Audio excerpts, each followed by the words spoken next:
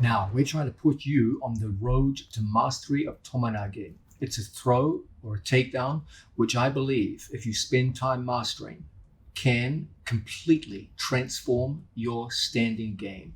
It can take you from someone who basically only pulls guard to someone who can throw people in the standing position with confidence and power and gain an initial 2 points at the onset of a match, or if the match goes to standing during any period into the match, you can throw at any given time and pick up an additional 2 points and take top position on an opponent. Your path to mastery is going to go in 2 different routes. The most important route will be the yoko or side tomoe-nage. Okay, there's no question that in modern competition, side tomoe-nages account for the vast majority of success. There's no question about that. The reason is simple. It's much easier to get your opponent's head over your head by falling across underneath your opponent than it is to fall straight backwards. Nonetheless, I'm asking you now not to ignore the classical, old-fashioned forward or front tomoe-nage. It still has a useful place in your arsenal. And it's more closely related to the tomoe-nage that you're used to using as a sweep from open guard. So many of you may actually find it a little bit easier because there's more overlap between the old-fashioned front tomoe-nage than there is with the yoko tomoe-nage between standing and ground positions. The drawback, the reason why the classic tomoe-nage has become less popular is because it is more difficult to draw your opponent's head forward. But it's not impossible, and it can be done if you know what you're doing. There are still a few people who specialize in this throw, and they do just fine in international competition. This was the original form of tomoe-nage, and if you look at old American popular entertainment, like the original series of Star Trek, I'm showing my age on this, my God, you will see this throw performed quite often in American cinema and in the classical form where someone drops underneath somebody and throws them directly over their head. But with all comedy aside, this can be a very useful throw in modern day competition if you know what you're doing. But it can also degenerate into a guard pull if you don't know what you're doing. So let's pay careful attention now to the mechanics of the move, okay? We know that the central problem of any tomoe-nage is to get my opponent's head directly over my head.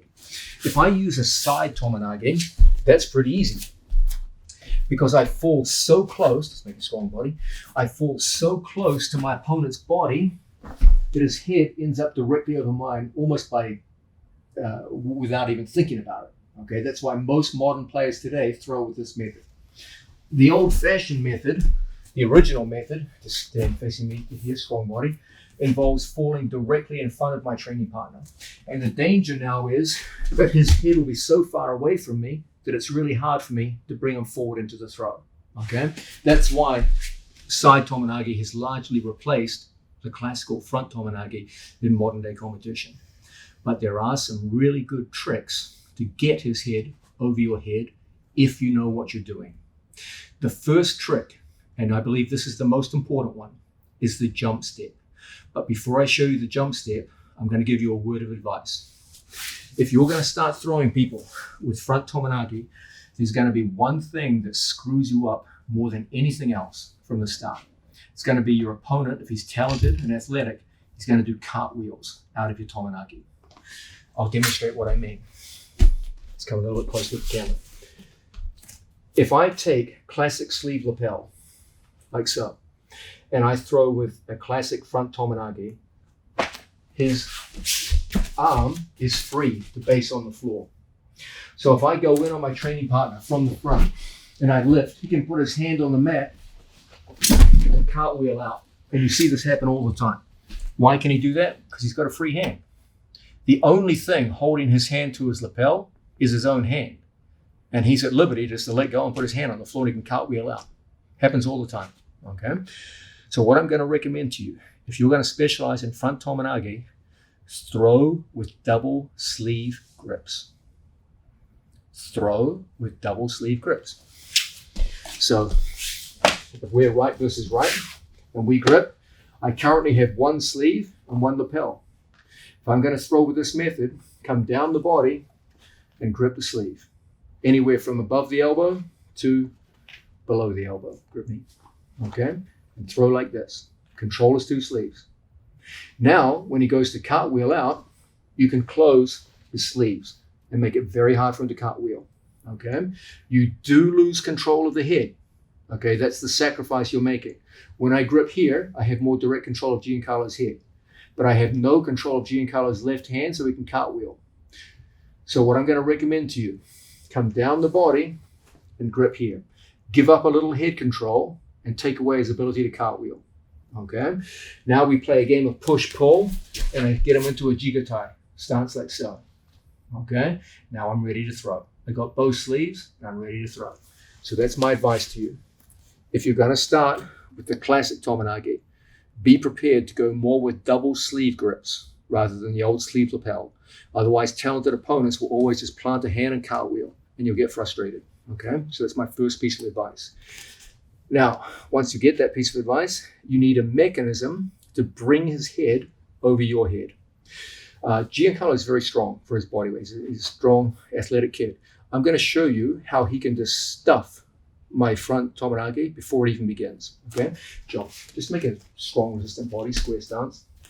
Okay, I got grips on him. I'm going to go sleeve lapel, and I'm just going to sit back and put my foot in his hip.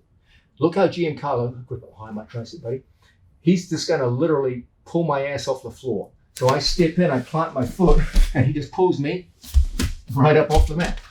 Okay? He's a strong kid. He can do that quite easily. So I fell back. I had no effect on his balance. I didn't bring his weight onto my toes, onto his toes at all. I couldn't bring his head over my head, and he just pulled me up, and your Tomoe-nage just went straight to hell. How can we avoid that kind of embarrassment? No problem. We're going to make use of what we call the falling step. Okay, the falling step for the front, the jump step. The jump step from front Tomoe-nage is designed to get our opponent's head moving towards us, like a strong base, feet apart. From here, I'm going to take my foot in towards my training partner, and I get my foot ready to go on his belt. Okay. Now, you guys remember what I said before. Never put your foot on first and then try to sit down. That's just a disaster. It's just embarrassing. Okay. We have to be able to put the foot on as we go down.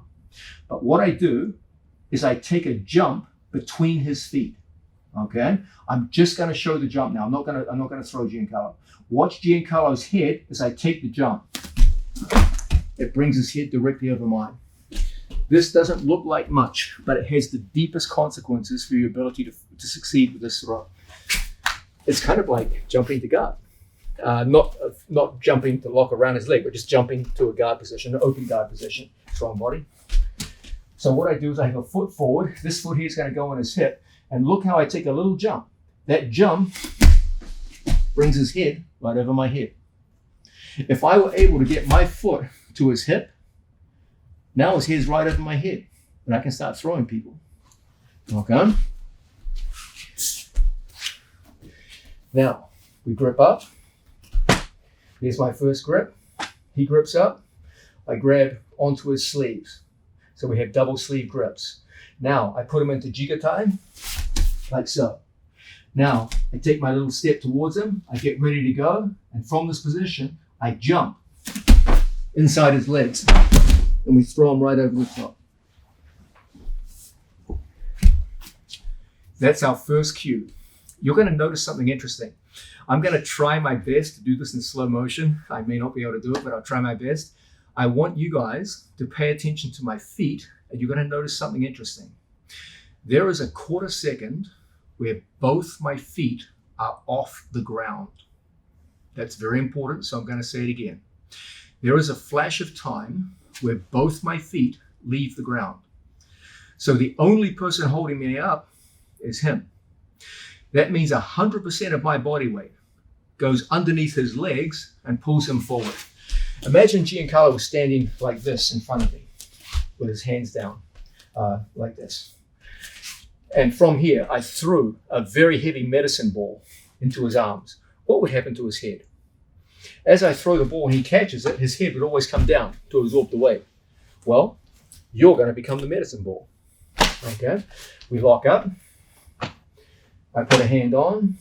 I double sleeve grip. From here, I get him bent over. Now, watch my feet. When I take this foot up, when I jump, None of my feet are on the ground. I become the medicine ball. And look what happens to his head. It's directly over mine.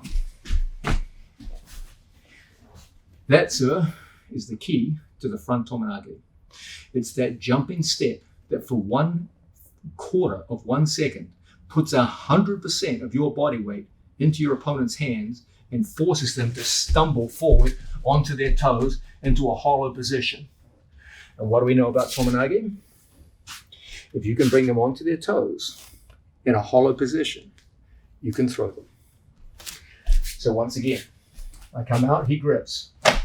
I grip. He grips. I double sleeve. I push, pull, put him into jigotai, or bent over position. Okay? I come in close. Now I take my foot off the ground and I jump. I jump between his legs. And I throw him through. By committing 100% of my body weight inside my opponent's legs and under his center of gravity, I bring his head forward and I put him in a position to be thrown. He's on his toes. I'm underneath the center of gravity. I'm lifting with the strength of my legs. He's going to fly. That is the jumping step. One more time. Here's why so many people fail with the classic tomoe. They don't use the jump step. They just sit down. I get a grip. I get double sleeves. I position.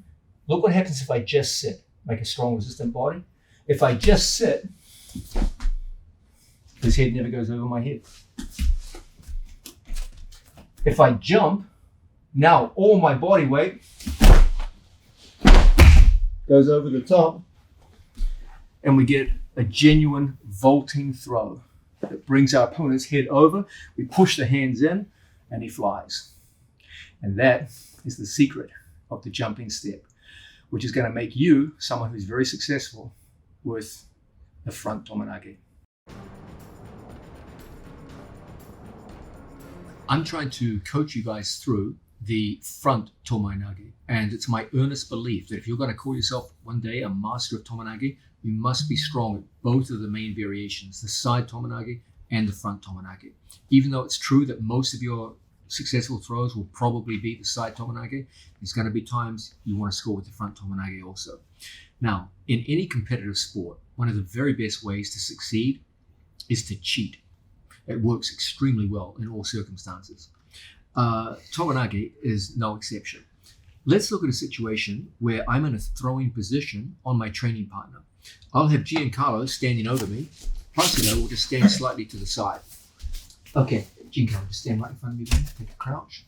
From here, we have our standard grips, double sleeves. And from here, I have my foot in my training partner's hip, ready to throw. You guys know what my big spiel is. The spiel is, can I get my opponent's head over my head? And if the answer is yes, you can throw a lot of your opponents, okay? Your opponent knows that. And so what they all do is they take their head and they try to move it away from you and put their weight on their heels. And as a result, it becomes very, very hard to throw successfully with tomoe, okay? Now, Placido, take a step behind Giancarlo and put your two hands on his back.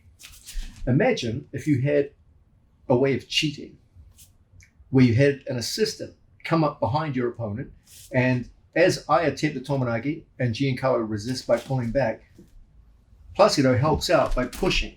Do you see how now Giancarlo's head goes over my head? And as a result, it's easy to throw.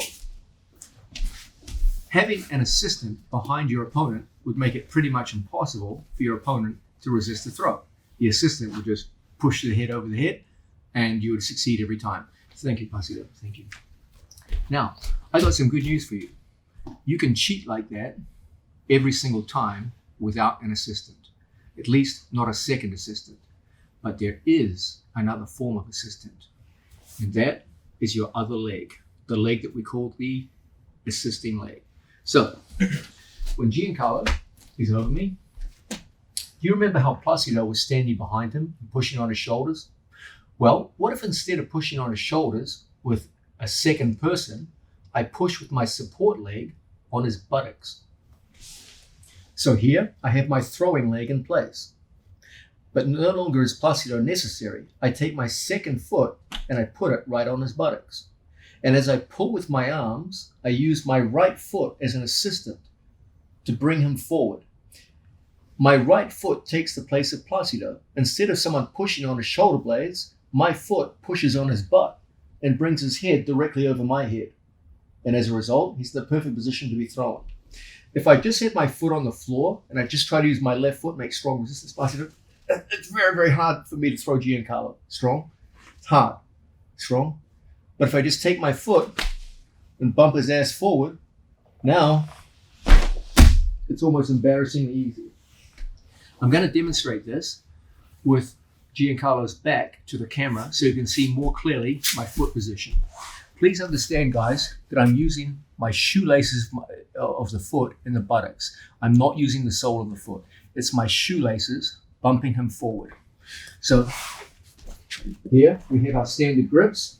I have my throwing foot where it should be and my training partner set. Giancarlo resists, strong, and I'm trying hard to pull him in. I take my assisting foot and I put it right there in my training partner's buttocks. And I use that to push him forward from the back. And as a result, I can bring his head over my head and dump him. Placido, come back in frame. So again, we're in a throwing position. If I just had my foot on the floor and Placido put his hands on Giancarlo's back and pushed, that would bring his head over my head. Thank you, Placido. Instead of Placido being the working agent, I just use my foot. And that's what brings him forward and in a position to be thrown. Okay? That assisting foot will often mean the difference between success and failure. I urge you, if you are going to be someone who specializes in front tomoe, use that assisting foot every damn time you try the move. It's going to make a huge difference for you. It's like having a second assistant helping you into the throw. And it will not guarantee, but it will make it very, very likely that you'll be able to get your opponent's head over your head and complete the throw. Okay? I got good news for you. This happens almost automatically if you perform the jump step properly. Thank you, Placido. So let's start putting this in a combative context now. We're here with our training partner. He comes out and makes grips. I get my first grip on my training partner. He gets his grip. And I come through and I get double sleeves. Okay? Now, as I pull my training partner in, I'm in the perfect position now to step towards my man. I bring my foot in, strong resistance. And then from this position, I make my jump step. And that puts my foot as a sumigaeshi hook behind his buttocks. So when he tries to sink his weight back, it's like he's fighting my foot from the back. That brings his head directly over my head. And of course, as you know by now, that's the key to any tomoe. Is his head directly over my head. Now all I have to do is close the elbows and we take the man over. I'm going to demonstrate it now with his butt to the camera. Gripping.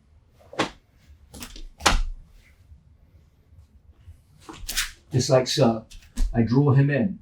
From this position, I make my step. I get my foot ready. And the jump step takes me between his legs and gets our foot on his buttocks to assist. Now, guys, you will understand that I said place your shoelaces on your training partner's buttocks.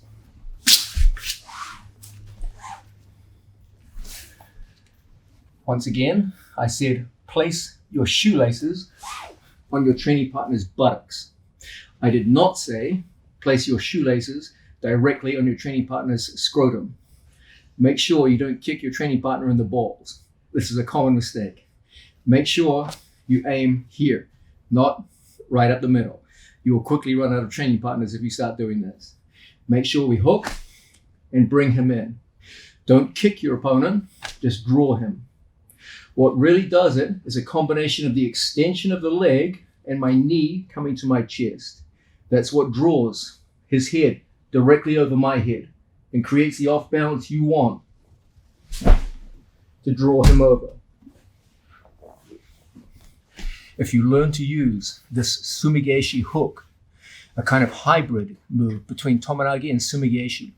You're going to start throwing a lot of people that you wouldn't otherwise have thrown.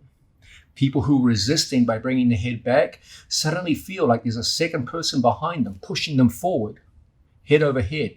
And if you can get them head over head, you can throw anyone in the world. One more time. By the way, guys, have you noticed that the front Tomoe-nage is normally done out of a more static situation? The side Tomoe-nage is usually done out of movement. Front Tomoe-nage is usually much more static. Okay, so side Tomoe-nage, normally done out of movement. As you move around with the training partner, that's when side Tomoe-nage tends to work best. Front Tomoe-nage is normally done in much more static situations, which a lot of jiu-jitsu players tend to stand more static. Might be easier for you. So we come out, we get grips, and we tie up double sleeve grips. Then right from here, I just pop right inside my training partner's body and throw them through. And that is a front Tomoe-nage hybrid with Sumigeshi to push your opponent's head over your head and get you into a successful throw. As I said earlier, my goal in this video is not just to show you Tomoe-nage.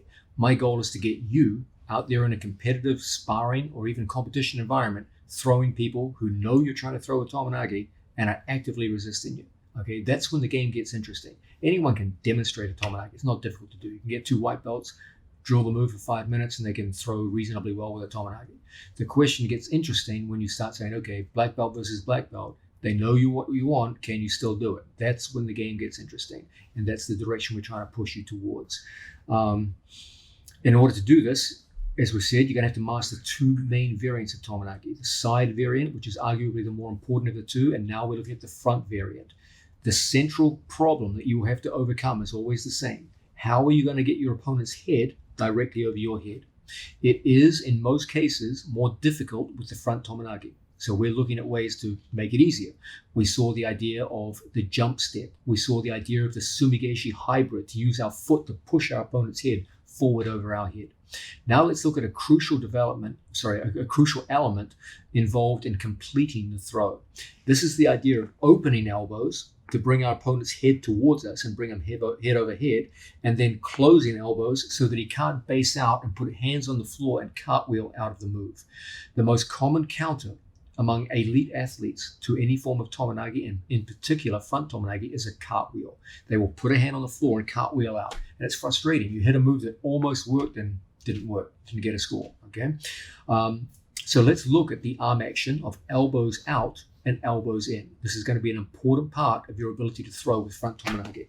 I'm going to demonstrate it first from the floor so you can see in slow motion what I'm talking about. Okay, Giancarlo, let's take a 3/4 position relative to the camera. Okay, from here, I have conventional double sleeve grips. I'm trying to encourage you guys to work with double sleeves whenever we work with front Tomoe-nage. If I work sleeve lapel, we can put this hand on the mat and cartwheel out. So this is our preferred grip in most cases. Now, when we work in this position, we've seen that we need a foot on the hip, and we generally work with a Sumigeshi hook here at the buttocks to bring his head over our head. In addition, we start with high elbows. I take my 2 elbows and I flare them. When I combine my 2 knees to my chest and my 2 elbows to my shoulders, look what happens to Giancarlo's head. It comes over my head. But if I maintain high elbows, Giancarlo can take his hands on the floor, and when I try to lift him, he just cartwheels out of the move, and you end up with failure, okay? So those opening of the elbows, kind of like a blessing and a curse. It's a blessing insofar as it brings the head over the head. That's good. But then it also enables them to base out on the floor and cartwheel. So it's a curse. What you have to start doing is keeping the blessing and removing the curse by closing your elbows. So you go open, close, open, close, open, close. We start off in here. I start off open. Once his head goes over my head and I start to lift so his feet leave the mat, I close my elbows. And now when he goes to reach for the floor, it's impossible. And we get a nice throw as a result. Let's have a look at how this would look from the feet. He comes out, takes his grips. I get my first grip on my training partner. He comes out, takes his grips. I get my second grip on, and we work from this position. Now, I bring my body in close, I hit my little jump step, my foot goes in, and we push the elbows in. I'm going to come closer to the camera, and I'm going to position our bodies. Watch my right arm on his left arm. Just a little bit further away, Giancarlo. From here, he comes in, gets his grip. He takes a second grip, I go in, and I fix up double sleeves. I come in nice and close. I bring my foot up.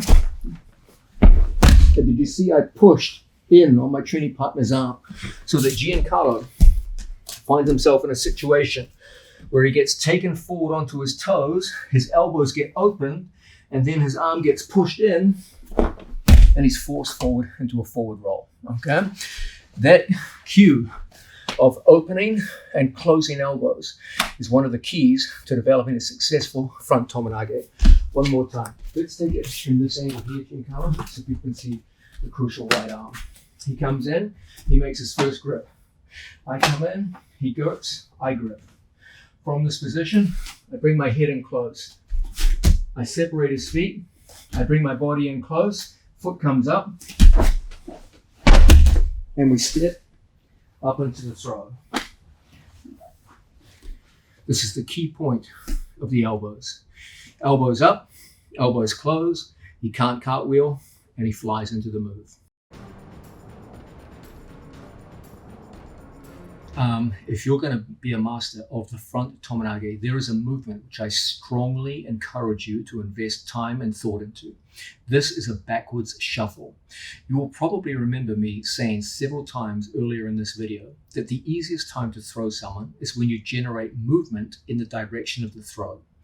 Guys, it's really hard to throw a perfectly static opponent. I'm not going to say it's impossible. You can do it, but it's damn hard. Okay, you make everything much easier if you first get your opponent moving in the direction of the throw, or you create movement in one direction and he resists so strongly that you take him in the opposite direction and put him down. Those are the two precursors to most throws. Okay, so if I get my opponent, if I get my opponent moving in this direction, it's going to be pretty easy for me to go under for tomoe because he's moving in that direction, okay? If I get my opponent pulling back and resisting, he knows I want to throw him in that direction, so he pulls back with everything he's got. So I try to take him here, and I feel him digging his heels in and resisting. That's going to make it easy for me to take him in the opposite direction. So that's how we use movement to set up throws. It's either you get him moving in the direction of the throw, or you make him resist so hard because he's afraid of that you take him in the opposite direction. That's the basic way in which movement is used. Now, how does this apply to front tomoe? Well, there is a very interesting and very subtle form of movement that is often used by masters of the old-fashioned front tomoe, and it makes a real difference in your performance. It's a subtle thing. It's not easy to observe with the eyes, but it has a big effect on your sports performance. It's a backward shuffle. What you do is you just do this and just walk backwards. I want you to watch Giancarlo's feet. If we lock up in here, Giancarlo, just dig into the ground with your feet, okay? Here, he's set and his weight is on his heels. But if I just walk back like this, stay where you are, his weight comes onto his toes. You don't have to move very far. I just walk and I get his weight coming forward. If I can make Giancarlo stumble forward, I can throw him. Okay, guys, you're not trying to do anything crazy here. You're not trying to yank people across the mat. Okay, it's subtle. So all we do is we just dig our head in, and then from here, strong body, Giancarlo, I just start walking backwards a little bit. And I just bring his weight forward onto his toes. Okay, as I feel his base breaking, this is the perfect position for me to take my foot off the floor and take him up and over. Okay, if you begin with a little backward step, you'll be delighted how many more people you can throw than if you just go from static, okay? I'm not gonna say it's impossible to throw from static. You can do it, it can be done, but it's a lot easier if you just make him walk a little bit. Nothing crazy, just make him step, stumble, and suddenly you'll throw a lot more people. So one more time.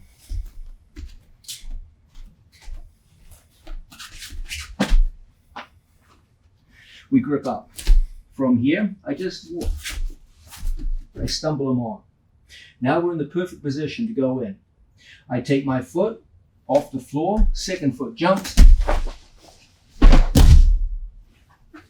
and there's a nice tomoe-nage down to the mat. That little stumble step, shuffling backwards, make a big difference in your performance with the front tomoe-nage.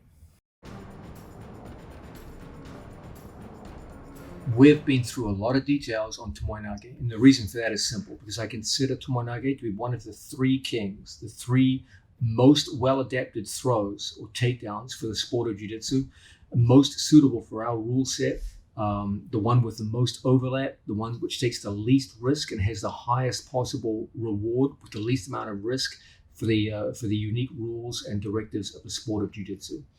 Now, one of the most important rules and directives of the sport of jiu-jitsu is the 3-second rule. The idea is that in jiu-jitsu, you don't score with the throw itself. What gets you to score is the aftermath of the throw 3 seconds afterwards. You can score an advantage if you have no control over the end of the throw, but you can't score points. The only way you score points is if you control your opponent 3 seconds after the throw and demonstrate control to the referees. This means to some degree, you must land either on top of your opponent or in a situation where you could get hooks in and score a rear mount, for example. That's not easy. It's not easy to throw someone and then stay on top of them for 3 seconds. So we've got to have some kind of operation here. Let's start off with a demonstration of a throw that would score nothing in the sport of jiu-jitsu, but which would score in, say, judo or sambo. Okay, Yoko tomoe-nage. We come in, we grip up, we get our opponent into a throwing position, and from here I come through and around and throw. Okay? How many points did I just score? Well, in judo, I threw him pretty much on his side, so probably somewhere between a yuko and a wazari. Okay? In jiu-jitsu, you just scored maybe an advantage, but no points. Because at no point did I get up on top of my opponent and enforce a top demonstration of control, either behind my opponent's elbows in turtle position or on top of him, chest to chest. You can see there's a sense in which the aftermath of the takedown is very different in the scoring criteria, very different in jiu-jitsu than in other grappling arts. That would have been a very nice score in a judo match, but little to nothing in a jiu-jitsu match. It's very important that we pay attention to the aftermath of a throw in the sport of jiu-jitsu, and we get some kind of control advantage after the throw that actually translates the throw into points instead of just a flashy move that scores nothing. So what does that mean? Ideally, the ideal situation is that we land on top of our opponent. Okay, so in a fantasy world where everything turned out perfectly, it might look something like this. We lock up with our training partner, we go forwards into some form of Yoko tomoe-nage,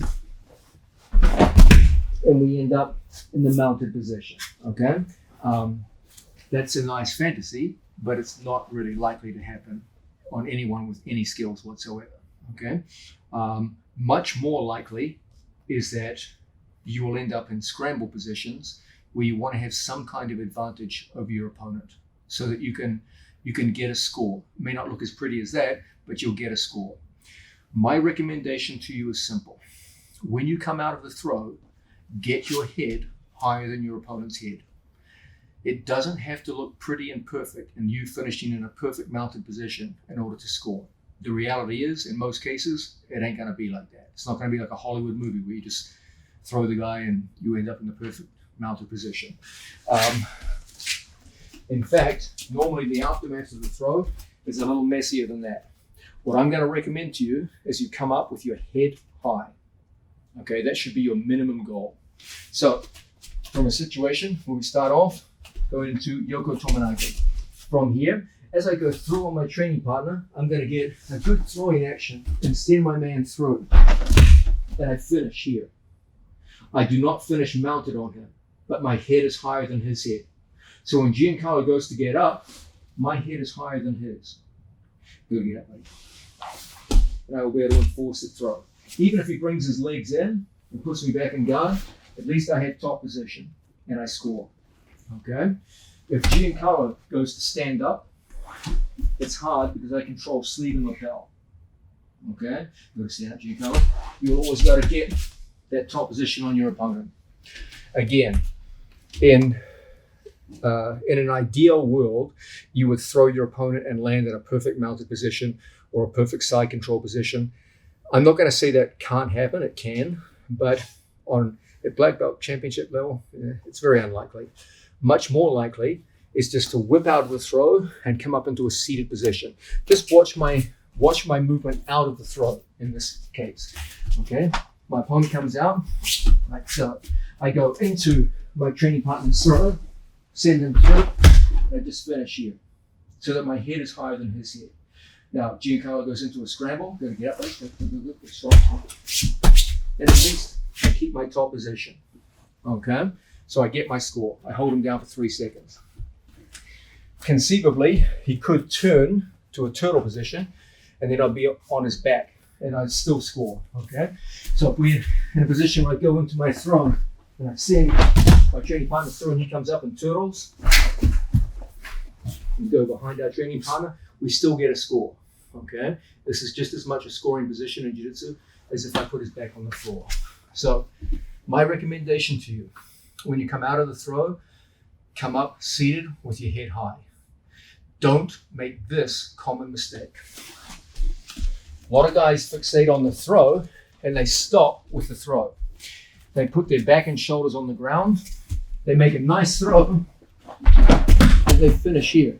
Then the guy just gets right back up, and now you got to go to open guard. Okay, it's not the end of the world. You're an open guard, but you had a nice opportunity to score points there. You kind of lost it. Come up with your head high.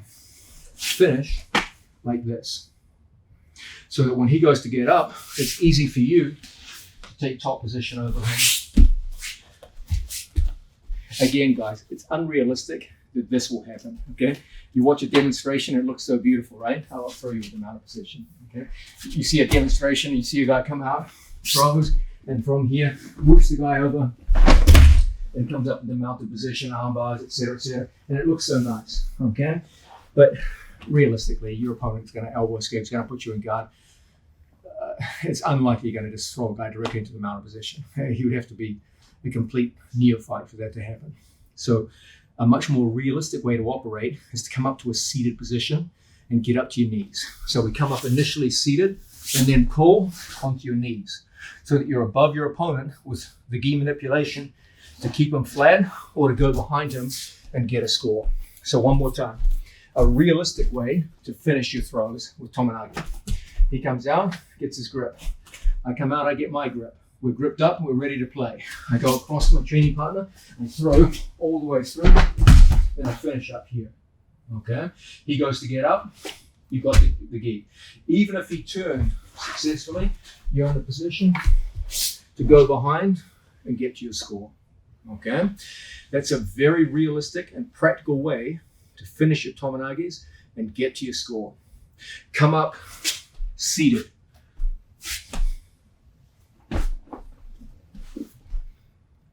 Pull to your knees. And from here, you're almost guaranteed to win. Worst case scenario, you've got a very athletic opponent and he just springs to his feet. You will still be in an advantage position to go for another takedown and able to sustain attacks to put him down. So we have a very athletic opponent. I snap the grips off, I floor him around the corner, I come in, he gets back up to his feet, and from here, I go right back in, I hit a second throw, okay? And you just put so much sustained attack, your opponent can't follow attack after attack after attack, and you put him down.